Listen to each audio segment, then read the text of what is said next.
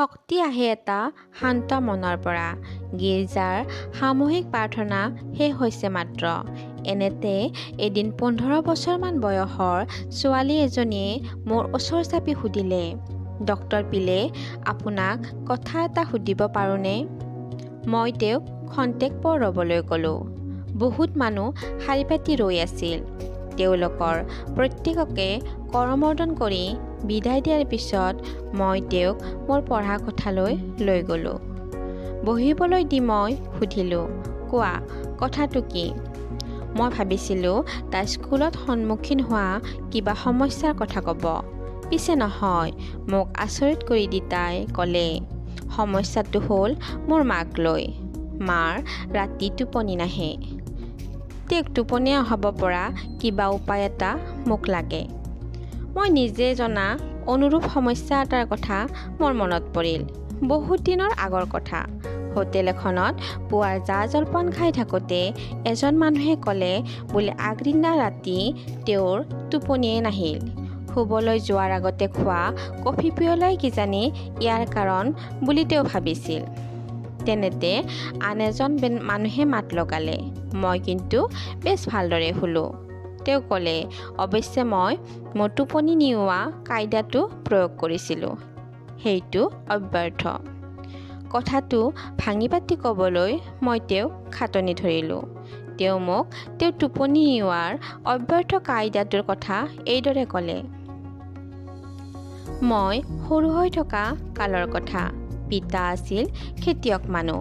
ৰাতি শুবলৈ যোৱাৰ আগে আগে তেওঁ পৰিয়ালটোৰ কেউটি প্ৰাণীকে চৰাঘৰত গোট খুৱায় আৰু আমাৰ উপস্থিতিত তেওঁ ডাঙৰ ডাঙৰকৈ বাইবেল পঢ়ে। এতিয়াও মোৰ তেওঁ বাইবেল পঢ়ি থকা শুনা যেন লাগে। প্ৰাৰ্থনাৰ পিছত মই নিজৰ কথাত গভীৰ টোপনিত পৰিছিলোঁগৈ। কিন্তু কাৰ্যবশতঃ ঘৰৰ পৰা আঁতৰি থকাৰ বাবে বাইবেল পাঠ শুনা আৰু প্ৰাৰ্থনা কৰাৰ অভ্যাসটো মোৰ নোহোৱা হ'ল। সঁচা কথা ক'বলৈ গ'লে বহু বছৰ ধৰি মই প্ৰাৰ্থনাই কৰা নাছিলোঁ। পিছে কেইমাহমান আগতে কিছুমান ঘৰুৱা সমস্যাৰ সন্মুখীন হৈ আকৌ প্ৰাৰ্থনা কৰিবলৈ আমি অৰ্থাৎ মোৰ পৰিবাৰ আৰু মই ঠিক কৰিলোঁ। প্ৰাৰ্থনা কৰিবলৈ লোৱাটো আমাৰ বাবে খুব সহায়ক হৈছে। সেইবাবে আজিকালি শোৱাৰ আগত আমি দুয়ো লগ হৈ বাইবেল পঢ়োঁ আৰু অলপ সময় প্ৰাৰ্থনাও কৰোঁ। কাৰণটো কি মই নাজানো, কিন্তু মোৰ টোপনি আগতকৈ ভাল হৈছে। এই কাহিনীটো মই ছোৱালীজনীক ক'লোঁ। তাই মনোযোগেৰে শুনিলে। ভাবিব লগা কথা, মই মাক কমগৈ বুলি কৈ মোক ধন্যবাদ জনাই ছোৱালীজনী গ'লগৈ।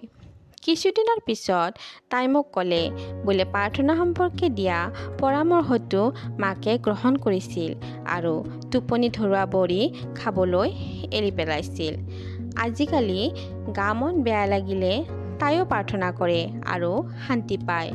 মনটো শাত পেলাবৰ বাবে প্ৰাৰ্থনাৰ সমান আন একো হ'ব নোৱাৰে।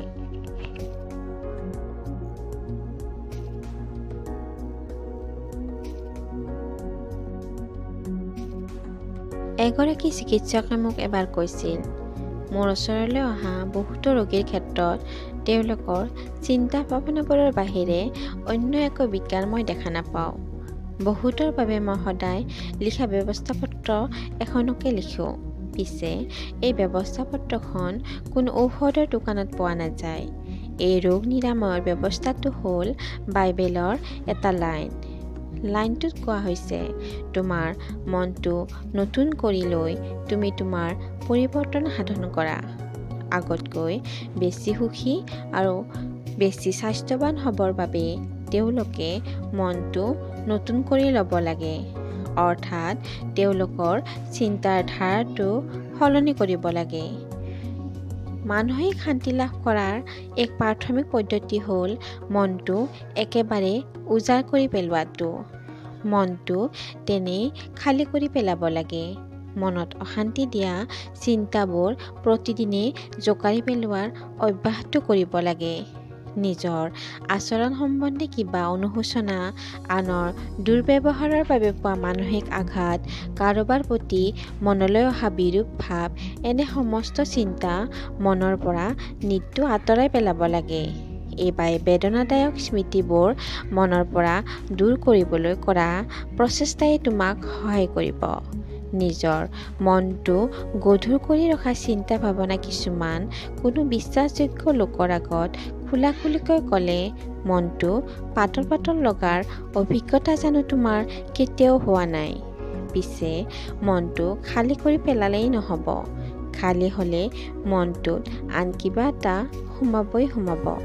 খালী মন এটা লৈ তুমি সদায় চলিব নোৱাৰা।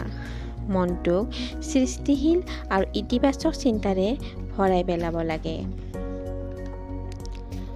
মনটো থিৰে ৰাখিবৰ বাবে কাৰ্যকৰী আন অনেক উপায় আছে। এটা উপায় হ'ল কথোপকথন।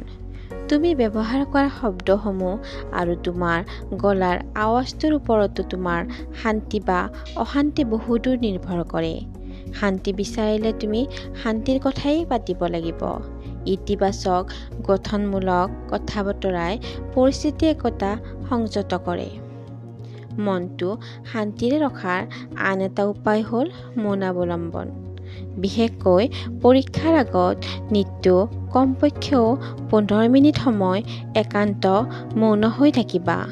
কাৰো লগত এটা কথাও নাপাতিবা, একো নিলিখিবাও নপঢ়িবাও।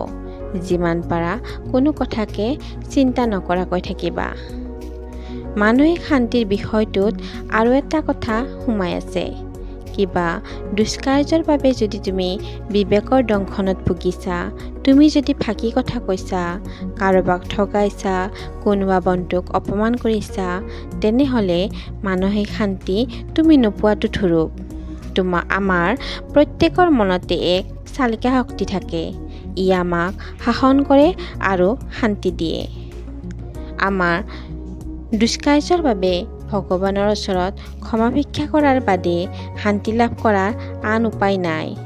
আন্তৰিকভাৱে ক্ষমা ভিক্ষা কৰা কাকোৱেই ভগৱানে ক্ষমা নকৰাকৈ নাথাকে।